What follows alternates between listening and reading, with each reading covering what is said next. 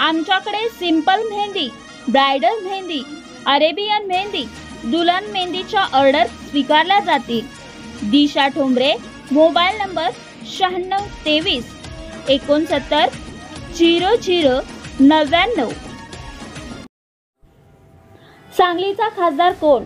Unicorn आणि बुलेटची लागली पैज. सांगलीचा खासदार कोण होणार यावरून कवठेमंकाळ तालुक्यातील दोघांमध्ये एकमेकांच्या गाड्यांची पैज लागली आहे. अपक्ष उमेदवार विशाल पाटील जिंकून आले तर एकाने आपली युनिकॉर्न गाडी देईन अशी पैज लावली आहे, तर एकाने भाजपचे उमेदवार संजय पाटील निवडून आले तर आपली बुलेट गाडी देईन अशी पैज लावली आहे. रमेश संभाजी जाधव आणि गौस मुबारक मुलानी असे पैज लावलेल्यांची नावे आहेत. विशाल पाटील निवडून आले तर रमेश संभाजी जाधव यांच्याकडून युनिकॉर्न गाडी गौस मुबारक मुलानी यांना देण्यात येईल. तसेच संजय पाटील निवडून आले तर गौस मुबारक मुलानी यांच्याकडून बुलेट गाडी रमेश संभाजी जाधव यांना देण्यात येणार असल्याचे यामध्ये नमूद केले आहे.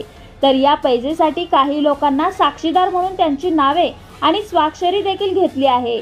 आता सांगली लोकसभेत कोण बाजी मारणार आणि कोणाला माघार घ्यावी लागणार हे येत्या 4 जून रोजी स्पष्ट होईल, हे मात्र नक्की.